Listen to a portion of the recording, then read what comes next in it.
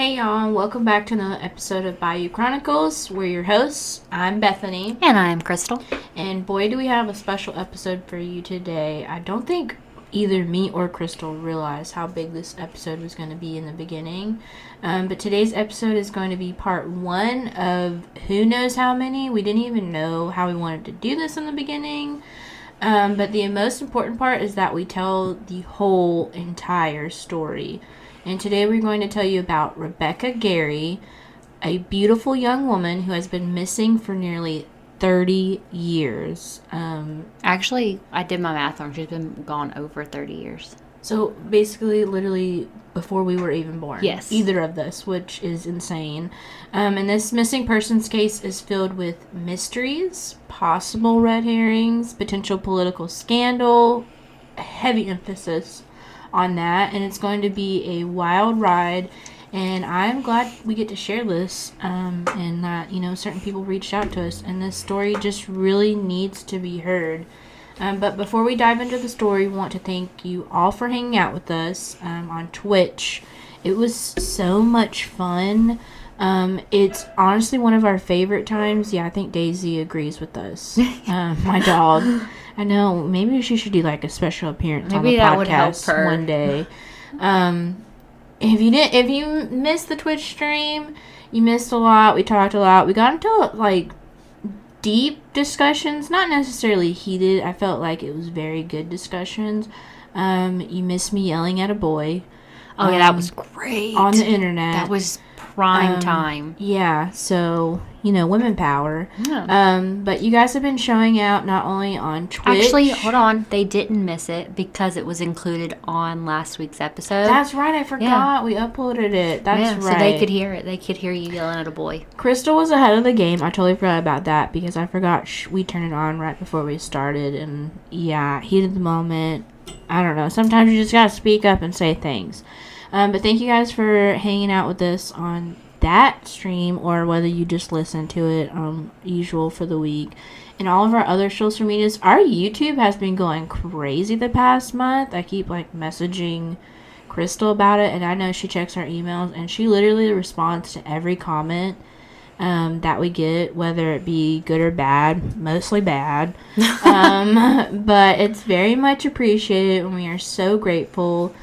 Just very quickly, as a reminder, we do have our Patreon set up if you want to take that support even further. Just there are little things that we would really like to add to the studio just to kind of make the quality of the podcast just a little bit better. And maybe we won't get those hate comments as much. Yes, because, everybody that starts out has to have, millions of dollars worth of equipment. No, you don't. Okay? But you can find our socials and the link to our Patreon in the show notes. Crystal's really awesome, and she adds all the good links that you need in the show notes of every episode. Wherever you are listening, you can find them. And now I'm going to hand it over to Crystal. I've done enough, rambling, almost 4 minutes, so that she can get us started. Okie doke. So I'm going to give you just a little tiny bit of backstory before we dive in. A friend of mine named Bridget would kind of casually mention that her aunt was missing and was a missing person every so often on social media. And I really had honestly not even met Bridget at this point. It was just one of those hey, I know of you, and I just happened to follow you on social media, and then I would see this. And I remember explicitly thinking, man, that's really sad. I can't imagine what it's like to have a missing family member that you know absolutely nothing about. And I was always interested in the story, but never really had the courage to reach out to this person who I really just did not really know. So over time, obviously, I do know her now, but earlier this summer, her and her family were able to get their hands on some police reports that would ultimately bring up more questions than it answered. A listener from another podcast that was done about her aunt's life was able to get some case files via the Freedom of Information Act. And in between the jumbled handwriting and half blacked out pages, there were new leads that friends and family of Rebecca, which is her aunt, are trying their hardest to figure out. So I would like to make a little side note here that we are trying to transcribe these pages for the family, as they're really, really hard to read. So if you're really good at deciphering like messy handwriting, please reach out. We would appreciate the help. Also, these case notes are like sections of the actual case file. They're not the full things. You can tell that there's missing pages. So if you know anybody in the Baton Rouge Police Department, if you are part of the Baton Rouge Police Department and you can figure out how to get your hands on the full case file, we're not going to tell you no. It is.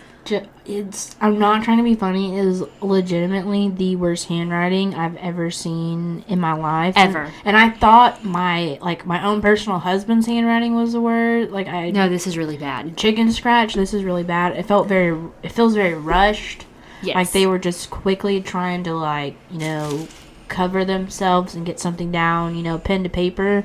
Yes, like just trying to make a report and move on with their life. So if you can help us out, we would really appreciate it. And I know that the family would appreciate it as well.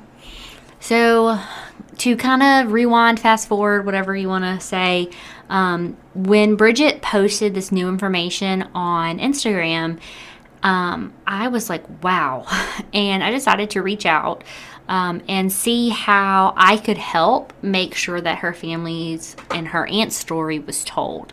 I know if you listened to the podcast before, that's a huge thing that Bethany and I try to do, is we want to make sure that someone's story is told mainly. Mm-hmm. So I eventually asked if she and her family would be willing to answer a couple questions, and that we could help. Like our version of help would be to put the word out there.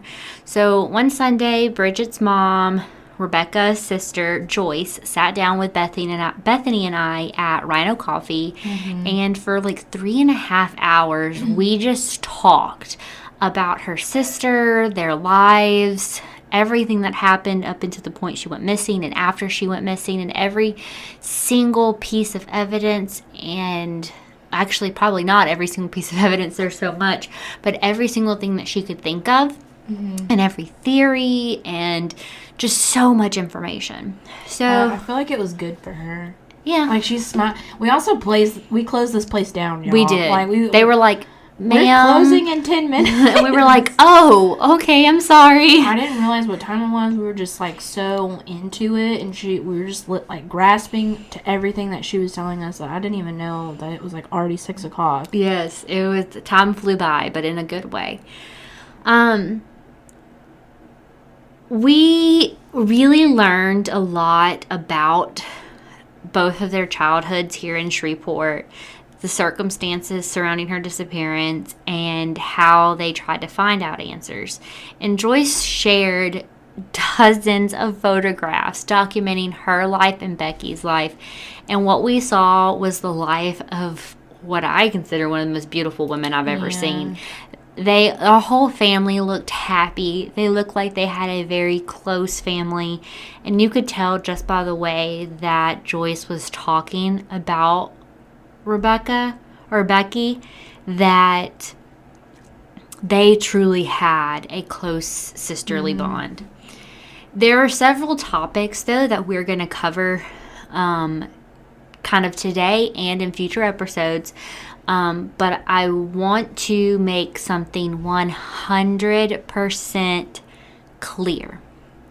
Regardless of some of the choices that Becky made for her life, she was a minor during most of this, and she is a minor for probably 90% of today's, what I have for today. Mm-hmm. And thus, what happened, in my opinion, would be considered grooming and statutory rape. For a lot of people. Okay? Yeah. So, but these are not her fault. And if someone even remotely wanted to try to place blame on her, fight me. Just letting that be known. So according to Becky's family, she went missing December 27th, 1988 from her apartment in Baton Rouge. If you ask the police, however, she was not considered missing until January 20th, 1989. So almost a full month later. Insane. I know you're probably getting mad just me saying that. And if you've listened to us before, you know how Bethany and I feel about shady police departments. Like, go listen to episode 4, I think it is, and you'll see when the hatred for the shady police department started. The Shreveport well, yeah, police for really department. for the Shreveport police department. And this is about the same police department, just in the 80s. Yeah. Nothing's changed. So let's just say this whole case is going to make you feel so much rage. Rage for the justice system, because I consider the police part of the justice system, in my opinion, because it just, to me, makes sense too. The whole system in general. Be prepared to feel rage. So just days before she went missing, she sent her 12-year-old daughter, Jamie, to stay with her mother while she finished some last-minute things and could join them here in Shreveport. Sadly, this would never happen, and when she called her sister Joyce on December 27th, it would be the last day that anyone would hear from her. Now, during the course of these episodes, I want to take you through her life and the events leading up to her going missing. But I also want to explore possible theories and discuss what we can do to help bring this family closure. Now, would I like to say that this case will be solved by us doing this? I mean, I would hope, but I have to know that this is statistically unlikely. The best thing that we can do is just bring awareness. Now, besides Joyce and Becky's daughter, Jamie, there are several other family members actively looking for answers. And Joyce has also enlisted the help of Patty Thorrington, who is a woman that was incredibly instrumental in the closing of the Carol Ann Cole case, which, if you're not familiar with that, Carol Ann Cole was an unsolved murder here in, here in Bossier Parish, simply known as Bossier Doe. In 2015, thanks to DNA, she was finally identified. And just a little tidbit, if no one knows, the way that this was solved is basically they put a picture of her on Craigslist and like the kind of like missing "Have you seen me?" and that kind of got the ball rolling until they were able to get the DNA. I personally, I've only lived in this area since 2018. 2019. And I hadn't heard of this case until we sat down with Joyce and she kept mentioning it. So I didn't know that. Really That's true. pretty cool, though. Huh. Now, this week's episode will focus solely on Rebecca's early life and her family. I felt that it was really important for us to connect with her. And you know how every episode Bethy and I say that we wish we could give more info about the innocent victims? Mm-hmm. Well, today, this is literally our chance to do that. Joyce gave us the opportunity to learn more about Becky than we could have ever hoped for. I truly hope that we do her and her story justice. Mm-hmm. Now, some parts of her story may be hard for you to hear. There will be a short talk about sexual assault, but I will let you know ahead of time if you choose to skip over that part. Now, Rebecca Gary, or Becky as her family would call her, was born May 27th in 1956. Which is my birthday. Really? Oh, it is your birthday. I don't know why I didn't put that together until I didn't put it together. I didn't put it together either. Yeah, just now looking at Crystal's note, that's really What is weird though is because when I wrote this, I was like May 27th. I was like, that feels like something, but I didn't connect it either. Weirdly enough, I see our birthdays a lot when we do research. I don't know if that's like an omen, a sign that we're supposed to be talking about these people. I'm gonna say it is. I've never seen my birthday, but I feel like I have. I know I've seen mine and Zach. Oh, I've seen yours and Zach and Joe and Alex's a lot. And I think I've seen Tyler's before. I think we did see Tyler's once before. I've never seen mine. But yeah, I knew her birthday was in May, but now just looking at it, I was like, oh my god, that's mine. That's pretty funny. And pretty cool, just actually. Just a little bit before. Yeah, just a little bit before, but pretty cool. Yeah. She and her sister Joyce were 13 months apart, and they were really, really close growing up. I forgot to ask Joyce how many siblings that they had total. I believe it was 4. I believe it was 2 older brothers and And then Becky I'm and then pretty sure it is. Joyce. I'm pretty sure. They did share a room and clothes and just about everything. Joyce said that she was a little bit taller than Becky, but that Becky would still steal her clothes and would drive her crazy by just leaving them laying around the bedroom. So I can't imagine how much fun that it would be to have a sister that was so close in age. Like, it kind of would feel like a twin. Me and Crystal don't know. We have yucky. Yeah, I have yucky brothers. Like, I have Yeah. no idea what it would be like to have a sister. Somebody is probably going to comment and say, you don't wish you had a sister. It was so bad. It was so horrible. But look, we had brothers and we're the oldest. And so. Even your mom, she had brothers. And my mom had brothers. Yeah. So it's like, I literally don't know an instance where, like, somebody had a sister, I guess. Like, my closest thing to a sister is my sister-in-law. I mean, Zach has a sister, but, like, literally, she's the oldest in polar opposites. So. And see, she's also the oldest. So she gets what it feels like to be the oldest girl with lots of boys. Yeah. Yeah, it's kind of annoying. It sounds magical being able to share clothes and have fun times. I know. And just have someone you can always talk to. Yeah. Oh, I would love that. Unfortunately, though, in 1956, not 1956, I'm so sorry. I did my dates wrong. 1980. Yeah? Huh? I did my days wrong, but I don't remember. I think it was 76. 76? No, I did my days wrong, but she was 7 years old. So I wrote my days wrong in my notes. But when she was 7 years old, Joyce and Becky's dad suddenly passed away. At this young age, this completely wrecked Becky's entire world. Mm-hmm. She thought her dad was going to come home from the hospital any day and, told her family that dad's going to come home. Dad's going to come home. When she realized that he was not going to be come home, Joyce remembers Becky telling their mom and just crying to her mom that she needed a dad and that her mom needed to go out and find her one. Now, losing your parent at any age is hard, but when it happens so young, I can only imagine that it's so much harder to lose this person that you love so wholly. Because when you're a child, you think of your parents as like just this elevated figure, and you build them up in your head. And it isn't until you're an adult when you realize that they're a human with flaws just like you. But when you're a child, And that was sudden, too. Mm-hmm. Like, in some instances, you have, like, a little time to grieve ahead of time. Prepare. Yeah, I feel like that's how my mom handled it. But, like, if it was just, like, sudden and overnight and you're a child, no. I can't imagine. Now, Joyce did recall that Becky was interested in stuff like makeup and boys from an early age, like as like a preteen, so around like 8 or 9 is when she really started like wanting to experiment with makeup, wearing little training bras. Like polar opposite of that me. was not me at all. Ew, boys. Like, I don't think I even like ever admitted or told or even liked a boy until I was like 14. Oh, I was in middle school. Like, I was middle school about to be high school. Yeah, that's probably about when I was. I was like, until then, I was just like, absolutely not. Yeah, I got more important things. Yes, I had so much more important things to do. Now, Joyce was not into the same things. She was like us, but she still followed her sister around at times because, after all, it's your sister.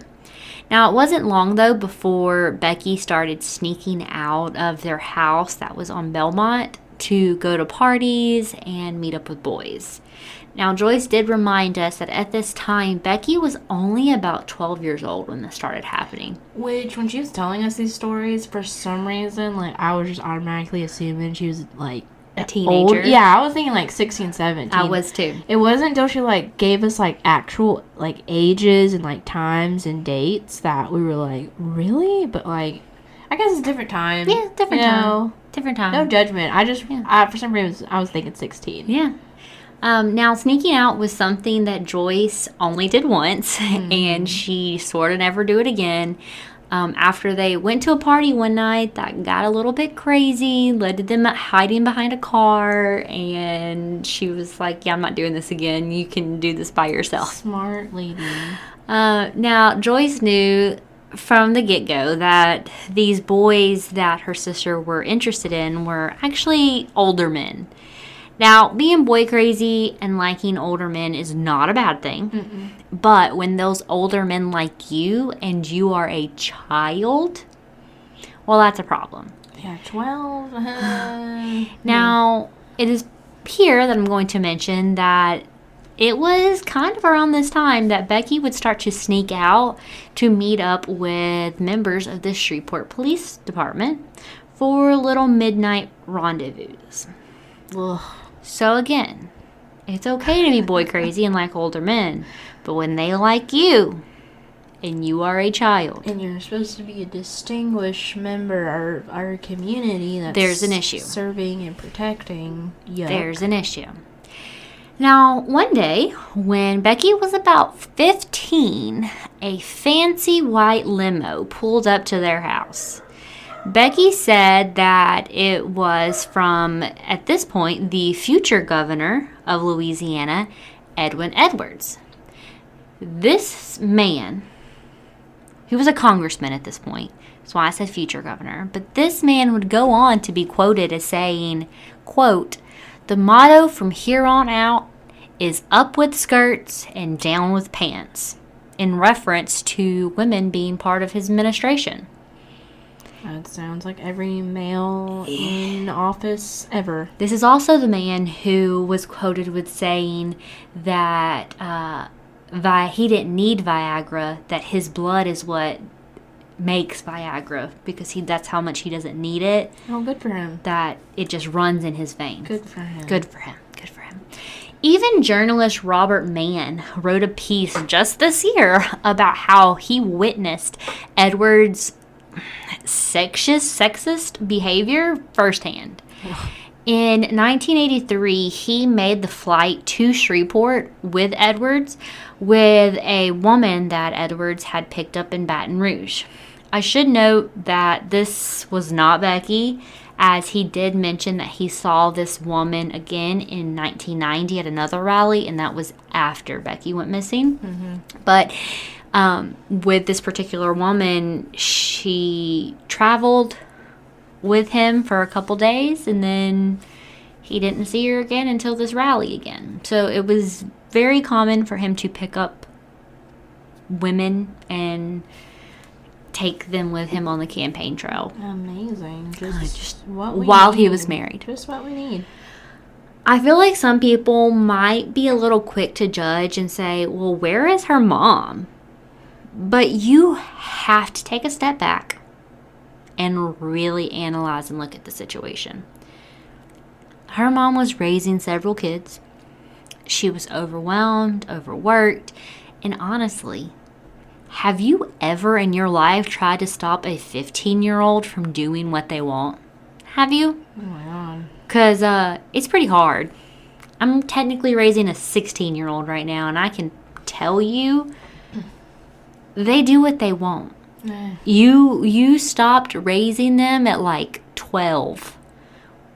And then after that, they're making all the decisions, and you just have to hope and pray you did a good job.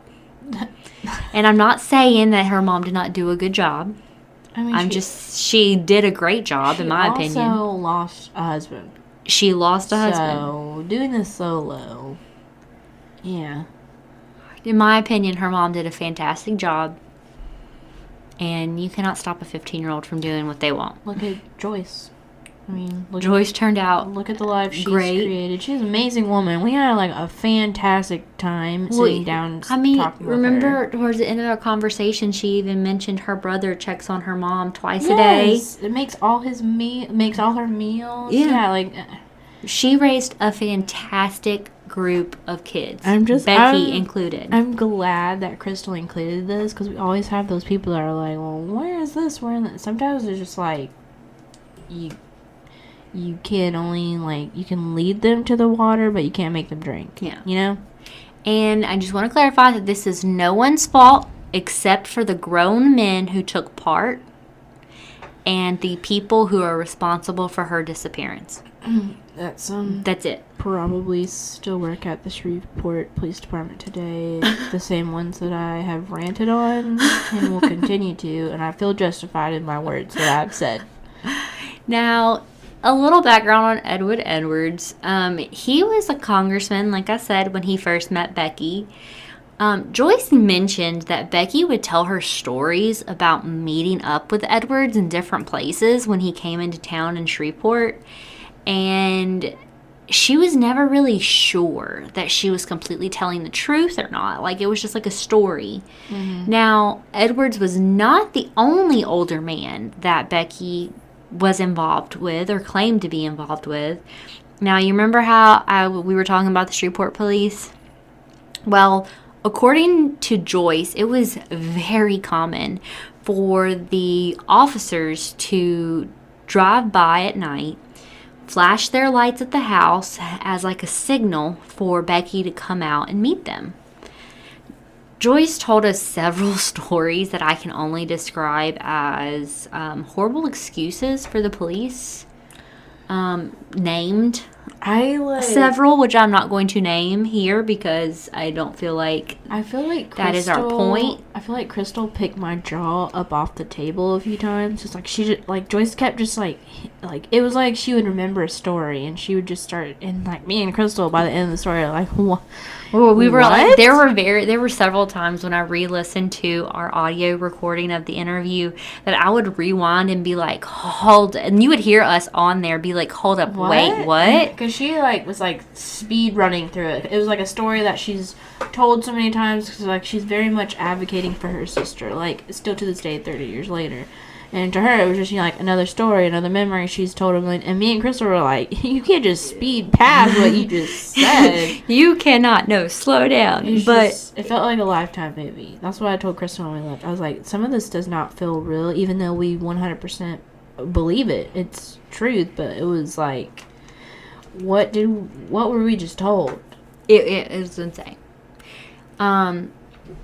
Maybe later on in the podcast I will drop some names. At this point, I don't think that they're 100% important.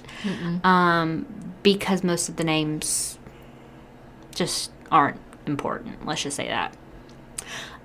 They're, to the best of my knowledge, everyone's name that I have been given in regards to the Shreveport Police Department are of course innocent until proven guilty, and for the most part does not seem like there's too big of a connection between anything with anyone specifically named, so really not important right now. Among the police, though, Becky would become known as Belmont Becky, which is very degrading to me. Number one, when she told me that, I was like, what piece of scum created that nickname? Yeah, when she told us this story. The absolute scum of the earth. Because she lived in a house on Belmont. And I'm sorry I just hit the microphone because I was literally talking with my hands and very angry at that whole thing. Oh, man. It was a name, though, that people called Becky for years. Joyce even told us about a job that she started working at several years after Becky went missing. And she was working there one day, and this lady just came up to her as a coworker and said, hey, isn't your sister Belmont Becky? Talk about the actual disrespect. I would have been fired. Joyce, she just seemed like such a sweet person. And I mean, we only met her this one day, but like you could see the hurt in her eyes telling the story, and it's been 30 years. And I just don't understand it. I was so shocked. This was one of the stories I was like, that cannot. Yeah, like someone literally just came up to you and said, hey, isn't your sister Belmont Becky? Like, your sister's been missing 30 years and you're still using these disrespectful, like... names. Why couldn't you just say, aren't you Becky's sister? Yeah. And Joyce could have been like, yes, I am. Like, I don't know. Yes, it was very disrespectful. I do want to reiterate, though, that everything that we've told you about that's happened prior to this happened while she was still a minor. So I'm going to give your little trigger warning right here officially. So if you want to skip ahead a couple minutes, I probably shouldn't be talking about this for longer than 2 minutes, but if you want to skip ahead a couple minutes, now would be your time. This story is not ours to fully share, but Joyce even told us about the rape of a friend committed by the police in the room right next to her one night when they thought that Becky was not coming out. Long story short, Becky was out, but a friend of theirs was staying over. Mm-hmm. And Joyce was in her room. This friend was in the other. And Joyce saw the lights from the police cars outside flash and knew that the police officers would be coming into her house. So at this point, she got up, locked her door, locked her window, and it wasn't soon after that these men came into the house, tried her door and found it locked, and then moved on to the next room. And I know this seems a little off topic, but what I'm really trying to get you to understand is that these men were truly awful. And Joyce even told us that they never even reported this because she said, who would we report it to? Those were her exact words. Who would I report this to? She's like, am I going to call and say, hey, there's been a sexual assault, and they assign the case to the same men who just committed it? Mm-hmm. And they were already picking up Becky, too. Yeah. So do you not see the underlying level of corruption and that there was no way to win this? No way to win this. Now, at some point in her teens, Joyce couldn't really remember the exact time, but Becky ended up being sent for mental health treatment. And the reasoning behind this was that apparently they saw her attraction to older men as a major mental health problem, and they actually committed her for a short time. Now, I know that my opinion might not be a popular one on this topic, but I can't help but wonder if this ultimately did more harm than good. Oh, back in the 60s, much more, because we've talked... Well, this would probably been... like the 70s, early 70s. Yeah. I mean, because me and Crystal have talked about this a lot, and I think I talked about it on one of my episodes. A lot of the time in mental health institutions, if you came in for any type of thing, and you are a woman specifically, they automatically thought you had, like, schizophrenia or something like that. I mean, but, like, this is not a shocker. Some people like older men. And that's okay. That doesn't mean anything. Actually, strangely enough, this is completely off topic, and I apologize, but Tyler's therapist told us something the other day that I thought was quite enlightening. Women who have attraction to older men, not every time, but, like, for example, I think I'm not a therapist or have a license to practice or even say anything that comes out of my mouth is fact. Do I think Becky's attraction to older men probably stems from the fact that she lost her dad so young? And I think that's probably a big part I think that's probably of it. big for her. But Tyler's therapist actually told us that for a lot of women who have attraction to older men, it's actually mom issues rather than dad issues. I can see it. Because their mom may have been with like a really crappy person, or their mom may have gotten abandoned, or their mom might have, just had been in a really crappy situation. And so they kind of try to subconsciously live through that and want to connect with a man that's from their mom's generation to try to kind of subconsciously heal that. I can see that. I thought it was very interesting. That was just your random tidbit of information today. I do personally think, though, it had a good chunk to do with being so young, and out of all the children, Joyce said that Becky and her father had the closest relationship. Yes. So, I mean, she said literally, like like if her dad would fall asleep in the recliner, that Becky would literally crawl up in his lap and they would just sleep out there all night. So that's pretty close. And then for him to just suddenly pass like overnight. Didn't she tell us a story about her always like doing his hair, like brushing his hair? Yes. Just a lot of fun. Like, we learned a lot. Like, I felt like it was very therapeutic for Joyce as well. Because we literally were, like, just sitting there and we're like, whatever you need to say, whatever you need to get out, whatever you want us to voice on the podcast, we have the time. Now, it was around the same time in her teen years, her mid-late teens, that Joyce said she believes her sister started to kind of slip into the world, like officially into the world of prostitution, and often wondered if she wasn't like groomed for this role by the men that she was surrounded by, Edwin Edwards included. Oh, 100%. I mean, I completely agree. No brainer. Like, that's my opinion. Joyce doesn't know how Becky and Edwards met, but she did tell us about the actual moment that she had confirmation that her sister knew Edwards and wasn't just lying about him.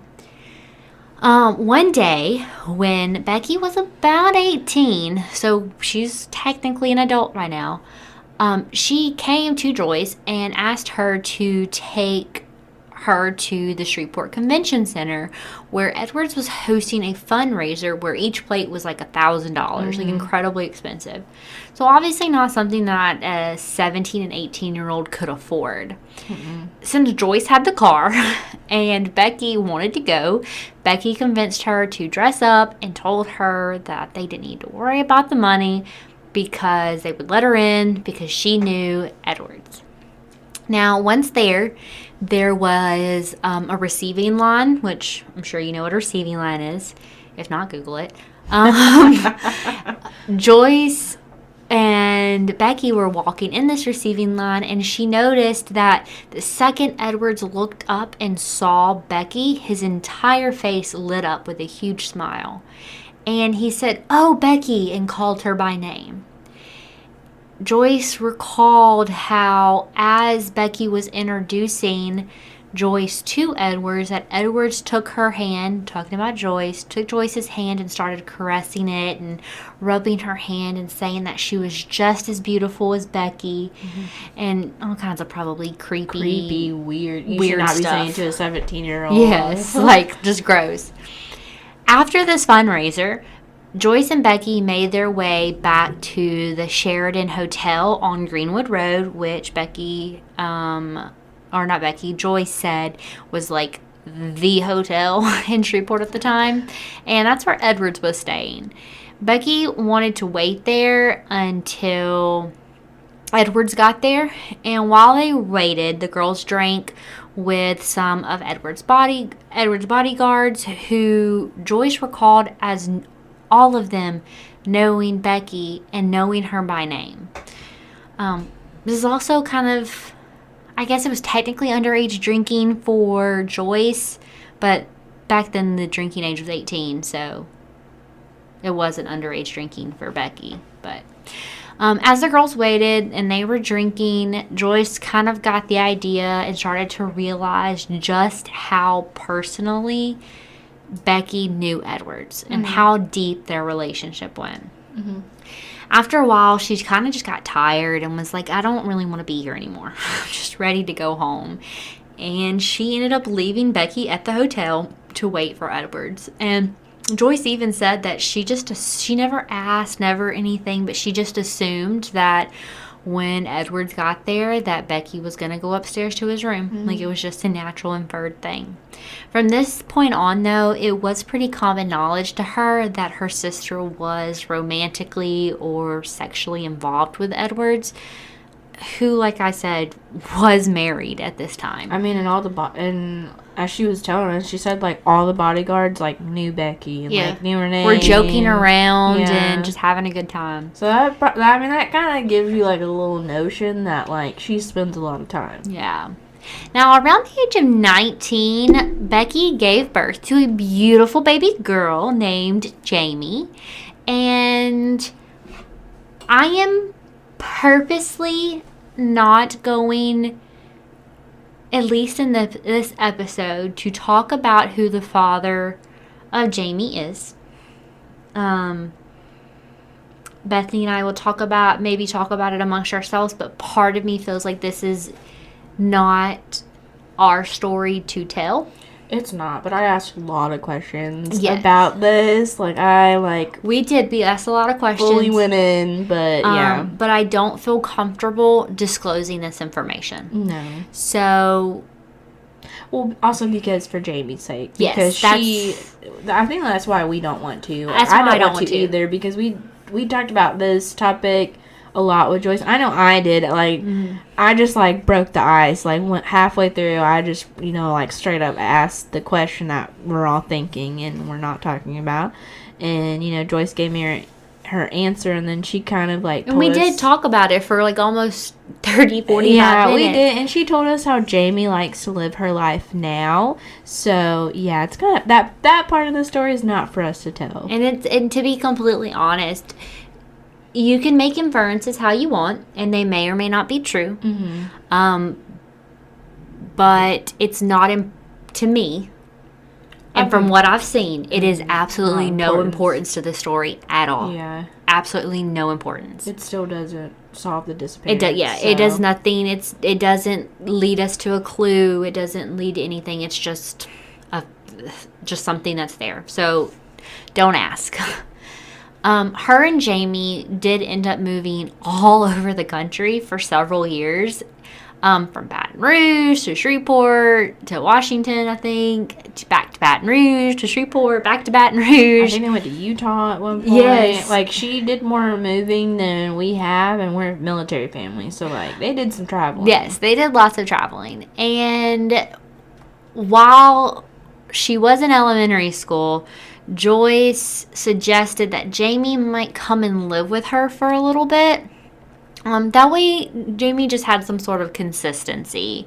And she did this for a bit before Becky decided to move her back to Baton Rouge with her. And I know that Joyce did say that this kind of not necessarily upset her, but it just seemed to be it made her very sad because she felt like Jamie was settling. She was trying out for stuff. She was making friends. It caused a little bit of tension between not only Joyce and Becky, but also their mom. Yes. And it wasn't we can't forgive you for this kind of tension. It was just, that normal family tension. It wasn't you're a bad mom. It was more we know you're a free spirit. We know you like to kind of bounce around. But can we kind of give Jamie a little normalcy of? Something that she can count on every single day. Yeah. Now, it would be in Baton Rouge that she would go missing. And basically, just to kind of summarize it up again, in early December, Becky called her family and told them that she would be sending her daughter Jamie on a bus back to Shreveport to spend Christmas there, and that she would be there soon. On December 27th, Becky called Joyce and let her know that it was not working out in Baton Rouge. She wanted to come home and asked if someone could come get her, and specifically asked if their friend BJ could come get her. Joyce contacted BJ, arranged a day that he could pick her up, and Joyce, her only way of getting in contact with Becky was to call her boss, and she said, if you call my boss, he'll let me know. I believe it was, she told us the 29th. Yeah, she gave her a couple of days. It was a couple of days. Yeah, because I she can't remember. figured maybe she had found her own way of traveling or was just really impatient. So she gave her a couple of days. She called her boss and said, or Becky's boss, and said, hey, Becky told me to call you if I need to get in contact with her. She's ready to come home, and I'm sending BJ to pick her up. And he said, well, about that, I haven't seen Becky since the 24th, since Christmas Eve. I have gone by her apartment, and no one has answered. It was at this point Joyce knew something was wrong, and Becky was missing. Well, because I think Joy said the thing that really, like, I mean, obviously not talking to her, but she also said the boss had her check. Like, Yes, her last paycheck. And she was like, I know my sister would not, like, pick up her check and cash it. Yeah, Like, she wouldn't just leave that there. So that's pretty much where I am going to end today's episode. I know it probably feels like a weird spot because we're really kind of just like ramping up into the story, but I promise next episode we'll dive even more into the events leading up to Becky going missing and the aftermath and different theories. But I felt like I wanted to spend a lot of time really talking about who Becky was, and I'm going to continue to do that over, the next couple weeks. But I really want to take this opportunity, though, to thank Joyce and Bridget for talking with us, giving us a glimpse into Becky's life, and I truly hope that this and future episodes brings more awareness to this case. For our listeners out there, though, pictures of Becky will be up on social media, so please take a look. Share it with anyone that you think might know anything. I'm telling you, if your grandparents or your parents lived in Baton Rouge in the area, if your grandfather, father, whatever, was on the police department in Baton Rouge, whatever, show the picture, be talking about it, share it on social media, whatever you need to do to get this out. Someone knows something. And this was something that Joyce reiterated to us over and over again. Someone knows something. because people don't just vanish without a trace. Someone knows something. So if you or someone else knows anything, please reach out to the Baton Rouge Police Department. I know we hate police, but you gotta reach out to them. You can't solve cases by yourself. You have to go through the legal channels. Or if you're not comfortable, you can reach out to us. And we'll do it for you. But again, want to thank Joyce for taking the time to talk with us. It really meant the world for us to be able to listen to Becky's story. I know that Becky and I have not quit talking about it since then and talking about her life. I didn't even know about, like, Edwin Edwards because I'm not, like, from this area. And Florida's already crazy enough. So, like, I know all about that. And when Crystal was like, hey, we're going to go meet with somebody about someone that has a loved one that's been missing, I'm like, oh, okay. And then when, like, we sat down with Joyce and, like, I heard the full story, I was like, Crystal, this is way bigger than I was thinking. And here we are. Yeah.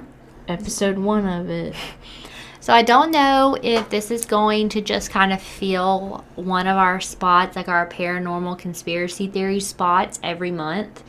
It might fill 2 spots a month. I'm not really 100% sure.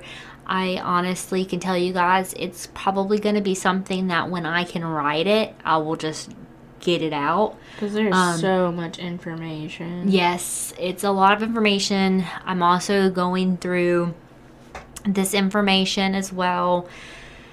Like I said, Joyce has several people working on this on the back end for her and with her as well. So there's a lot of people, a lot of hands in this. So we want to kind of be very cognizant of that as well too.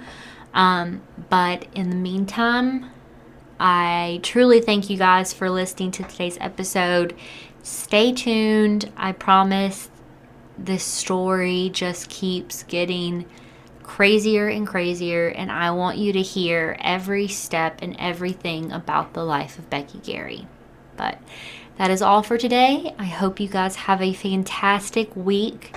I hope you are just kind to everyone that you meet, and I hope you do something nice. Yes, we for need someone it right now. Go out of your way to be nice. I promise you. Just as much as it'll make you feel good, it'll make the person that you're kind to feel even better. So, have a good one and good night, guys. Bye.